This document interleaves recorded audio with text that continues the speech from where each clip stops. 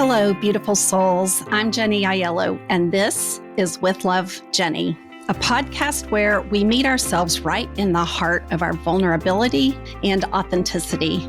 In this sacred space where it's just you and I dive into real life, rich with wisdom and opportunities for deep healing. I explore what it means to truly connect to ourselves, to each other, and to something much greater than us all. In each podcast, I like to meet life right where it touches us most, in our tenderness, in our truth, in our struggles and our strength. So wherever you are on your journey, or whatever it is that you're carrying, no matter how light or heavy, just know I'm so grateful that you're here with me today. So take a deep breath, settle in, and let's begin today's episode. What if I told you that nearly half of all marriages end in divorce? That millions of people just like you and me, have had to face the wreckage of a life they thought would last forever. Some saw it coming, others never did. Some walked away, others were left behind. And then there are the ones still picking up the pieces, trying to figure out how to move forward. Welcome to another episode of With Love, Jenny. I am so happy that you're here, and I'm very excited and maybe a little bit nervous to kick off this series. This is the first of 12 episodes that talk about some of the hardest moments of my life spanning over the past 40 years. Today's episode happens to be about picking up the pieces after my divorce. It's about beginning a healing journey that I didn't know I was on, and that actually took a long time to sort through. It's for anyone else out there who has experienced a difficult breakup, but most especially if you've experienced a difficult divorce. My marriage began to unravel 40 years ago, and I'm going to share a little bit about my story in just a minute, and that subsequent divorce that happened after it began to unravel. When I think about that period of my life, I still feel it. I still feel the helplessness. I still feel emotions that really weren't necessary for me to feel if I had done more work before getting married. So I'm going to share some of that. But what I want to do first is I want to give you all some statistics. Some of this will make you feel a little better because maybe misery loves company, and some of this might be surprising to you. It was to me when I did some research on it. And I also know that while most of these people that are drawn to this particular podcast about healing from divorce aren't coming here if they're not healing from a divorce, but if you are contemplating a divorce, I want to say something to you first. Okay, if you're contemplating divorce or your marriage is headed in that direction, I want to tell you to get all the help you can for your marriage, for your family, and especially for your own personal growth. Most of the time we find that couples give up when the pain gets to be too much. And often they're right on the brink of a breakthrough.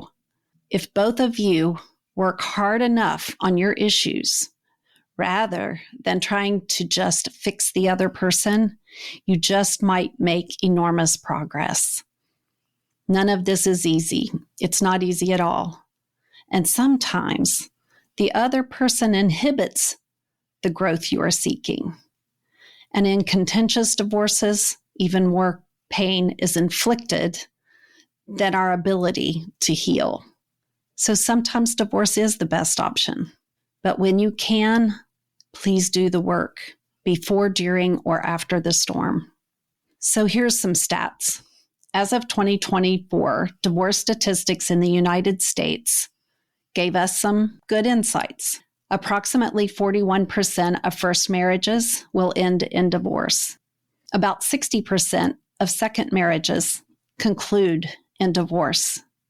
And third marriages have a divorce rate of approximately 73%. The average duration of a first marriage before divorce is around 8 years. Second marriages tend to last slightly longer, averaging 11 years before divorce. The primary causes, basic incompatibility is cited as the leading cause, which indicates that both parties probably had wounds and traumas they were not aware of before they wrecked their relationship. This is why doing the deep healing work, that's showing up and doing your work. We talk about it all the time on this podcast. Do the work, right? These numbers support why. Okay. So basic incompatibility accounted for 43%, almost half of the divorces. A basic incompatibility means that you trigger my wounds, you get on my nerves, you annoy me, it's too hard to live with you. That's hard to swallow. Those are the biggest reason that we get divorced. Because when people annoy us and when people trigger us and when our spouse is being a jerk and it makes us sad, it makes us upset, it makes us feel lonely in the relationship, you got to look within. I'm not saying it's your fault. None of that is okay to be doing, but all of it is exposing something that is begging to be healed inside of you. A lot of us didn't like hearing that. I didn't like hearing it. I really wanted to be right about the fact that he was a jerk and I was hurt and this sucks.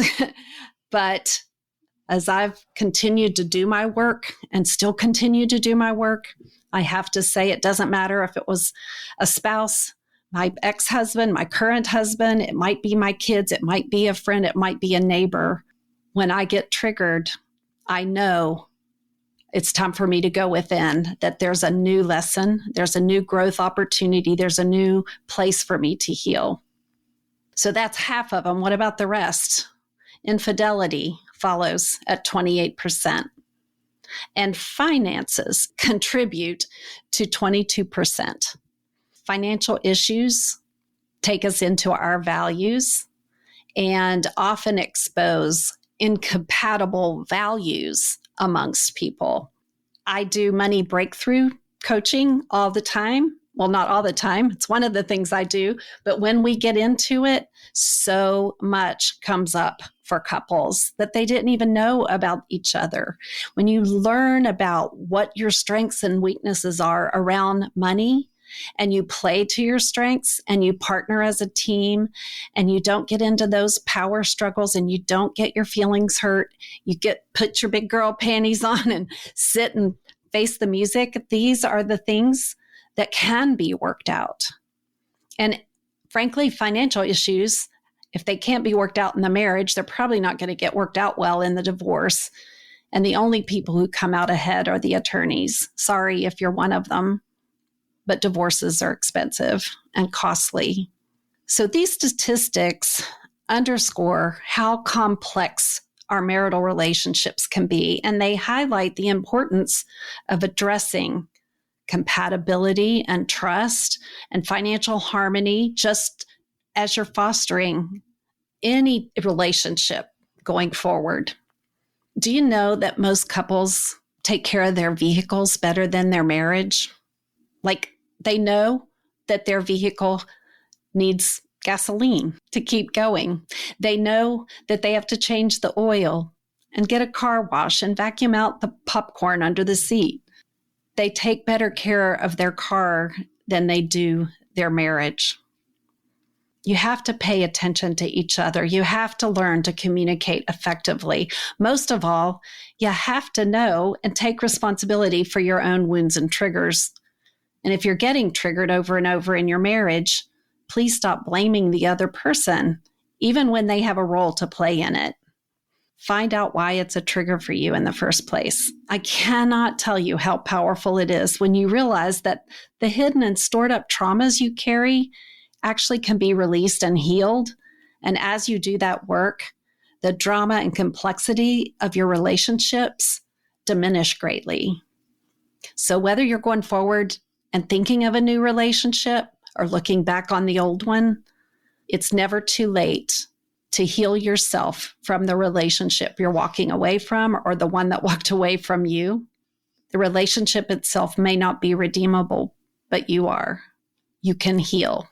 And maybe that person satisfied their soul contract with you in that kind of way. My coaching practice talks about how we have people in our lives that created a type of soul contract to say, yes, I will be that to that person. I'll be the villain to advance her soul's growth. And it's actually done in divine love. And it shows up in the human way that doesn't feel like love at all. I get it. I was there. I was sitting in the middle of shards of broken glass, literally coming from the broken heart that occurred in my marriage. But that's all for another episode. My point is, please seek help and talk to a professional before making any huge decisions, whether separating or it's divorcing or getting back together or starting a new relationship. Please gain some clarity and begin the healing process.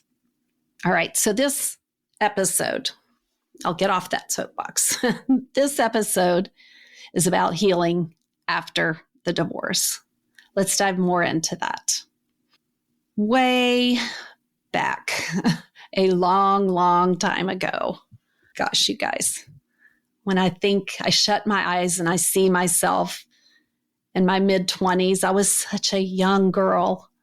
I thought I knew all I needed to know to venture into the world. And looking back, I was not prepared at all for how my life would turn out.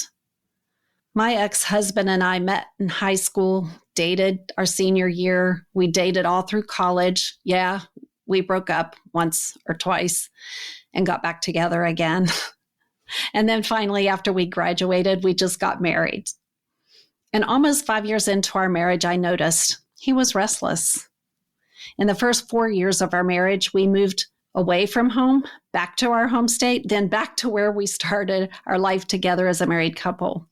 We had 2 beautiful babies within 18 months of each other. I was living the dream of being a stay-at-home mom. He was rapidly moving up in his career. Everything seemed to be great. So much so that one afternoon, my heart was so full of gratitude. So after returning from a visit that we had made back home, I wanted to let him know just how grateful I was for our family and our home and our life together. I was halfway through that letter when he unexpectedly walked through the front door. He saw the letter, picked it up, and he walked into the living room to read it, despite my objection, since it was unfinished. He sat down, and as he read the letter, he hung his head and got tears in his eyes. And in that moment, my entire world fell to pieces. Today, I'm diving into the hard truths, the raw emotions, the untold realities of divorce, why it happens, what it does to us, and most importantly, how do we rise from it? If you've ever loved, lost, or wondered what it really takes to rebuild after a divorce, stay with me. For me, it was devastating. I was lost and bewildered. I was filled with shame. I felt like I was put in a place that didn't match my values, and yet I didn't know what else to do. Life forced me to regroup quickly. I never imagined being divorced, much less a single mother. I had to find a place to live. I had to look for a job. I wasn't prepared for any of that. I lived far away from my own family, so I had to build support with friends in my church community. There was a lot of stress and pressure. There was so much grief, disillusionment. There was weight gain, some illnesses. You might say I had a faith crisis. There were trust issues. And yes, a very, very broken heart. How are you doing? Where are you in the aftermath of a divorce? What are you doing to help yourself move forward? Did it happen long ago, or is this a current event in your life? What are you feeling? For those whose divorce, like mine, is far away in the rearview mirror, time does move us on, right? But if you're fresh off a divorce, these wounds, they may not have healed yet. And either way, it's still easy to get caught up in rebuilding your life, crawling or clawing your way out of depression, or wrapped up in the busy pace of life and getting yourself into a new routine. So much of your time is consumed that doing this deep, hard, emotional work, well, that would feel impossible. And besides, now the marriage is ended, so why keep doing this work, right? But here's the real question. What if divorce didn't end there? What if it wasn't just the end of a chapter, but the beginning of something much deeper, richer? What if buried beneath the heartbreak, there was a chance for growth, a life force pushing up through all that pain and all that suffering and all of that anger and resentment and disillusionment? What if there's something there to rediscover and the possibility for a life even more fulfilling than the one that you just lost? There's a lot of hard parts to this post-divorce era that you might be in, the one that I think never ends. You have an important choice to make, and you can make that choice today. You can make it right now. Do I want my divorce to define me or create me? I chose the latter. I chose to walk ahead, confident in who I am and confident that I could move forward and trust again and love again. I didn't want that divorce and all that went with it to be the definition of who I was. It was too limiting. Now, I will say that the end of that marriage and subsequent divorce and years later of co-parenting with my ex-husband, he was a really good guy. He was not cruel. He didn't want to take me to the cleaners, nor did I want to do that to him. I was able to part with a deep respect for him.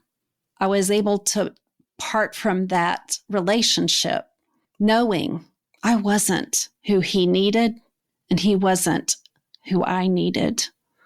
But I was grateful for the almost 10 years we were together. And that took doing this work. So I'm going to ask you again what you want to choose to do. What is the desire? Is it to let it define you, or is it going to be something that you use to help you create a new life?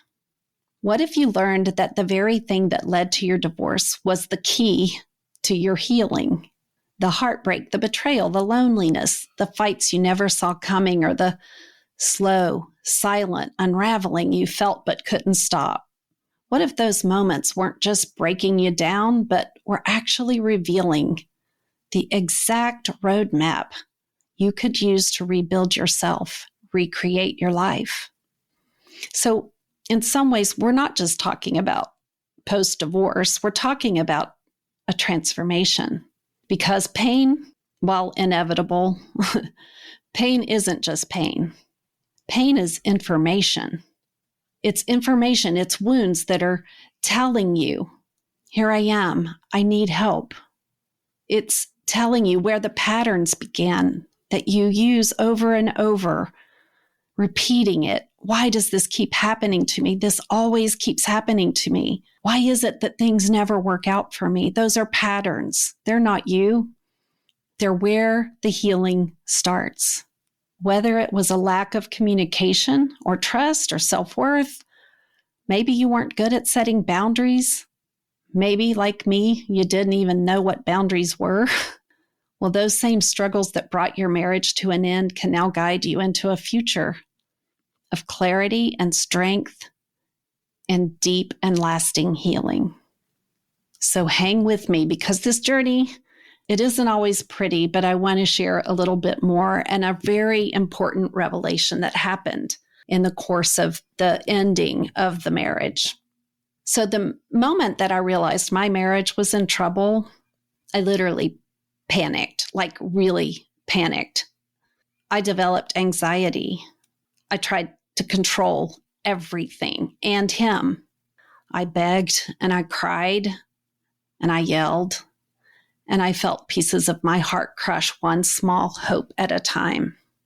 In the midst of all that, I had a dream one night.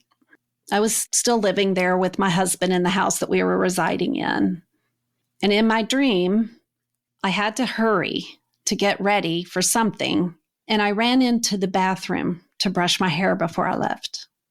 When I picked up the brush and looked in the mirror, there was no one looking back in the reflection. I could see the bath towel hanging behind me in the mirror, but when I moved or waved or jumped up and down, there was nothing in the mirror. I took my hand and I shook the towel, and the towel moved, but there was no part of me moving the towel. I touched the mirror to see if it was a trick mirror, to see if something weird, like, was I behind it? Where am I? Why can't I see my reflection? What is going on? I woke from that dream in a cold sweat. And at that moment, I knew exactly what I needed to do. I needed to get into our attic, and I needed to find the box labeled miscellaneous important things not to throw away. Because in that box was a letter my dad wrote to me 9 years earlier when I graduated from high school. It's one of the best and most heartwarming stories I've collected in my lifetime. I talked about it in one of our earlier podcasts.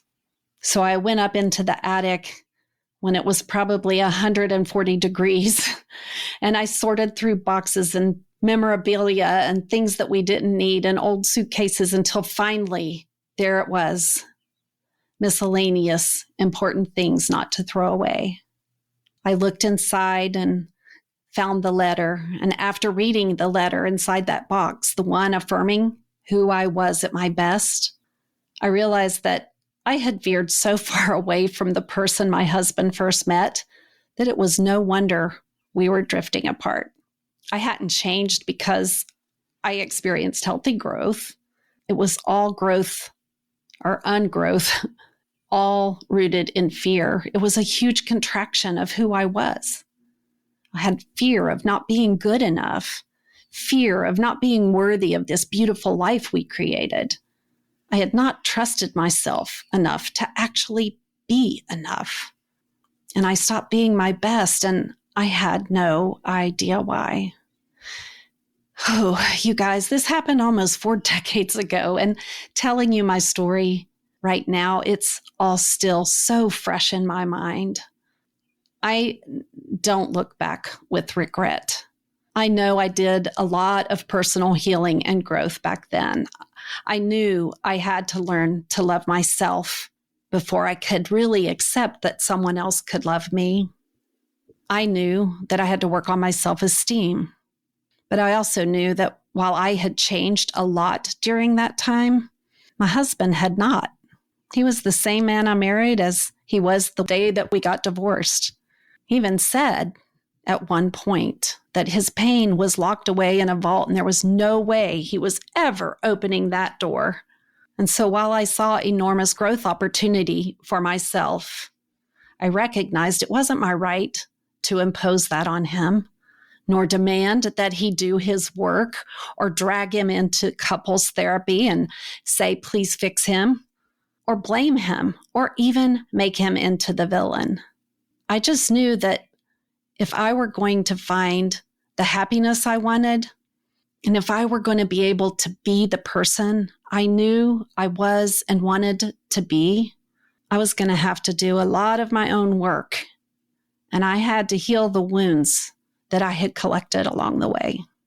So for me, the deep journey into healing began with my divorce.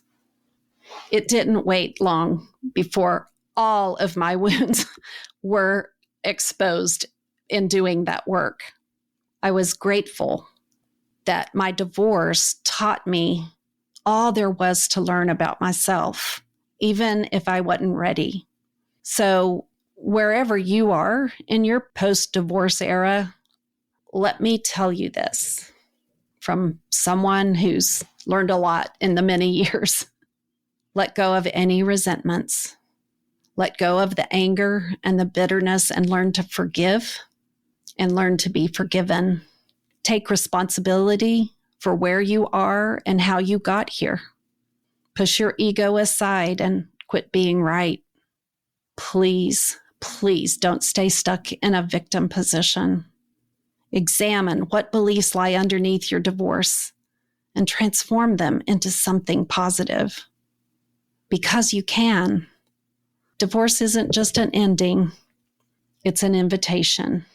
It's an invitation to rediscover yourself, to rewrite the story, and to rise from the ashes stronger than you ever imagined. So pick yourself up, dust yourself off. You know, if it's been 25 years ago and you're still talking about it, get over it. Take the lesson and run. Let go of it. If it happened last week, maybe it's not so easy, but that's the work. That's the roadmap. All of it is hard. It's hard for you. I know it is. And if you're now a single parent, well, that just sucks. And it's hard every single day. And yet you get up and you do it, right? It's hard for the kids. My kids are in their 40s. I can't believe that, but they are. They're still dealing with it, you guys.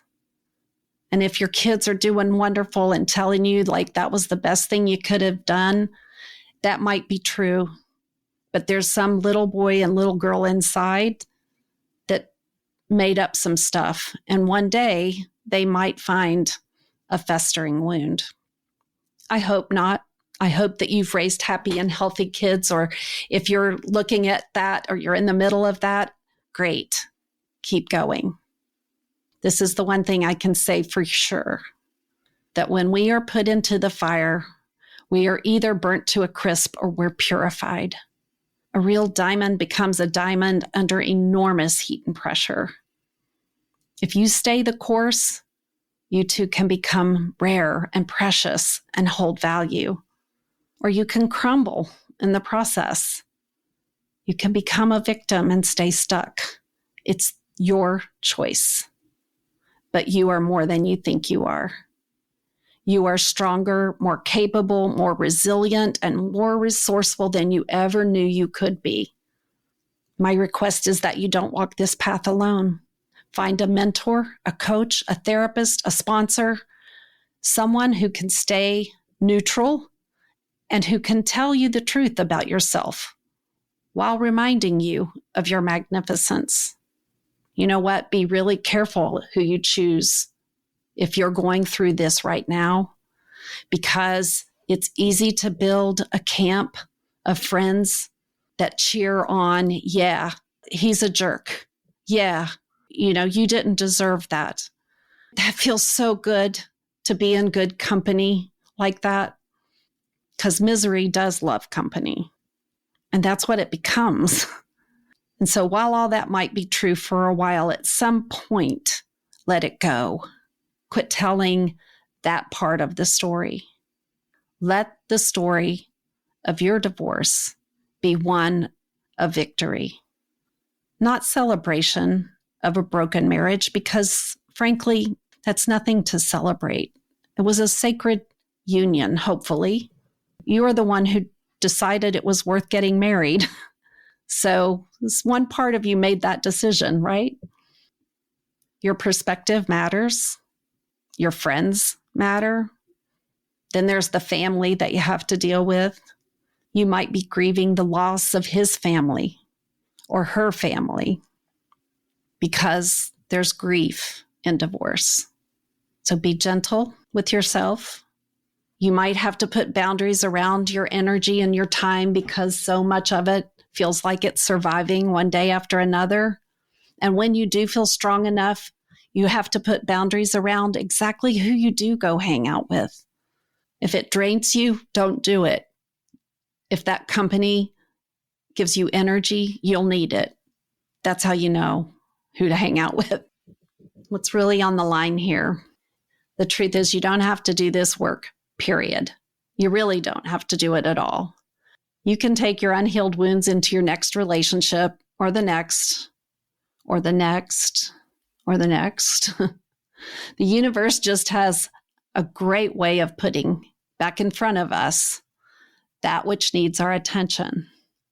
So you'll either start healing now, or you'll continue to collect scars or lose pieces of yourself in the mirror until you don't see anyone looking back. And the truth is, the world needs you, and it needs your gifts. And your gifts lie in the trauma and the wounds. So you have to do this work. You just have to. Dig deep and find your heart and soul and patch it up and bring it all with you as you go forward. I went on to remarry. Thankfully, our marriage has lasted 30 some plus years, 35, 37. I've lost count. It's not one of the statistics. We're stronger than ever. I was lucky that way. No, it got that way because we did our work. We didn't just do our work in the aftermath of divorce. We did our work in the early stages of our marriage, and we've never stopped. We do it every day. I'm currently doing trauma work, somatic trauma work. Again, I never stop. My healing journey will never end until the day that I die. Because to me, I get empowered when I heal. I get more freedom to be out there and not get triggered. There's no drama in my world. The more I heal, the more free I become. People and places and current events, they don't trigger me. I trust our world. I trust my higher power. I trust God. I trust our universe. I trust that while things will get messy, yep, they get messy. Will things fall apart? Yes, they do. They fall apart. Will things get hard? Yes, they get very hard. But do we make it? We make it through. But here's the memo. None of us are going to make it out alive. I'd rather live my life in the most healed and beautiful way that I can, because I'm freer to give my love and my heart and my gifts to all I cross paths with. I don't care their race, religion, or political view. I'm free to love them because I did that work. If today's episode spoke to you at all, if you're carrying some broken pieces of a relationship and wondering what to do next or how to move forward, I have something special for you. All of these opportunities I'm going to share are absolutely free. One, you can go to my website, it's in the show notes, and get on my email list and stay up to date on what's going on in Jenny's world. And I would love to stay connected and hear back from you. I have taken a sabbatical on sending out newsletters, but I'm excited to announce those are coming back and coming back soon. So when you get on my email list, you will then be sent another. You know what? My people behind the scene know how to do this, but what I have for you, it'll be clear, is that when you're on the email list and you sign up through the link that's in this, you will leave your email address, and then I am sending you an email with a personal video message from me, but also an MP3 guided meditation that you are going to be able to download and listen to over and over if you like it. I hope you do. And this meditation is specific for people who want to heal their wounds from divorce, no matter how long ago it was or how short ago it was. I've recorded that meditation. It's a channeled meditation from Spirit. from my heart. It guides you through a way of reclaiming those parts of you, restoring parts of you, remembering that you are whole. It just feels like you're broken. And so that is going to be a free gift from me to you. And then I have another free gift for you. And that is, once you're on my email list, you can send me an email. And in that email, actually, I'll put my email address in the show notes as well, but it's jenny@jilo.com. Just email me and put in the subject, podcast divorce. And I will reach out to you for a 30-minute complimentary coaching call. And we will assess where you are in your healing journey and what options there might be for you to move forward. If working with me is an option, then I would love that. But we can also look at other things that might be of help for you. So we will get that coaching call, and we will have your guided meditation coming with a personal video message from me. And hopefully this is my way of getting you through some of the rough times, and I do think that in the divorce journey that you think life is kind of working out and you're going along okay. And then all of a sudden you're back in it again. Either financially you regroup and go, wait, what? What did I just do? What just happened? What did I find out? There's all kinds of ways this comes back, and you want to be ready, and you want to just have things in place so that the rug isn't pulled out from under you, or that you don't go through it again or again or again. Okay. So thank you for listening. Thank you for spending this amount of time with me and for letting me share some of the painful parts of my life with you.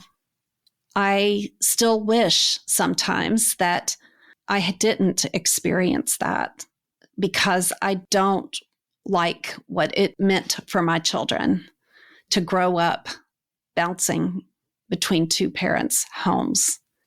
And all I knew that I could do is heal the wounds so that I could bounce them in between homes with so much love and support of their father. I hope I did that well. I know I tried. So your call to action, I'm going to give you a few things. 1, go to my website, get on my email list, ask for the freebie, which will be an email from me with a guided meditation video specific to divorce and recovery. If you know someone going through a divorce or going through problems with their ex-spouse, share this podcast with them. I can't tell you what a compliment it is when we see that someone has shared our podcast with someone else. We don't get to see who or what, but it makes my heart happy to know it was shared, because that means that you're finding value and you know someone else who might. And the love that we put into this podcast gets a broader reach when you share it. If you actually give us a thumbs up or a 5-star or whatever that stuff is with where you listen to podcasts, oh, what a compliment that is. And if you write us a review, even better. It helps other people find us. And I want so much for our messages to go out. Our world is so full of hurt. Our world is so full of fear and disappointment. People are hurting, all of us. We feel it, whether it's from the fires, the floods here in North Carolina. They're still hurting from these things. That's just the last 6 months. We have so many things happening. The world is changing. All kinds of things are full of fear, and scrolling becomes terrifying. I don't recommend it. So when we can help people heal, help people feel not alone, give tips, send love, all of that is needed right now from you, from me. It's all hands on deck, all hearts on deck. So please share this podcast or one of our previous podcasts, push the follow button all of that matters. All of that makes a difference. And I appreciate that so much. I appreciate you so much that you're willing to take time to still be listening to me rambling on. Our next podcast is in 2 weeks, and I'll be exploring another very tender topic that is one of the hardest moments of my life, and that was losing a child through miscarriage. And we're going to talk about miscarriage or ectopic pregnancies. They are different, but the losses equal sometimes. If you know of someone who's going to be going through that, or you're going through something like that, then you're going to want to listen and share. So please be sure to follow this podcast so you don't miss an episode, and be ready for hopefully an uplifting message that shares the hardest moments and the most vulnerable times that I've gone through. If you also have gone through something and would like to be a guest on my podcast, you're welcome to email me at jenny@jilo.com. I am sending you so many hugs. And I don't usually end by doing this, but I really feel in this moment to just ask you with me, take a deep breath. Feel your heart expand. Maybe it's cracking open a little bit. Breathe big, deep breaths into that chest where the heart lives. And when you exhale, let go. Let go of the burdens. Let go of the weight you're carrying on your shoulders. Let them drop from your ears. Feel your body relax on the seat or the floor or the mattress. If you're walking, just connect to the Mother Gaia, the earth beneath you. Stop walking long enough to look at the sky and the trees. Take a breath of fresh air. Feel the calm. Remember, you will be okay. You already are. You're not alone. You are very needed. Take in another big, deep breath. And as you exhale, just feel that stress, the worry. Let it leave your body. And know that all is well. I'm sending hugs and heartfelt wishes. Go enjoy the rest of your day, or have a good night. As always, with love. Thank you so much for being here with me today. I hope you found a spark of wisdom to carry with you, and maybe even a deeper invitation to heal and grow and transform through your own beautiful story. Or maybe this episode made you think of someone who could use encouragement. And if so, I hope you will share it with them. If you'd like to learn more about working with me or attending one of my healing retreats, coaching programs, and other offerings, you can visit my website at jennyaiello.com or email me directly at jenny@jaiello.com. You'll find all the links in the show notes. If today's episode touched you, it would mean the world if you would leave a review or share it with someone who might need it, or just reach out and let me know how it landed for you. I'd love to hear from you. I'm building something special here. Real stories, real life, real connection.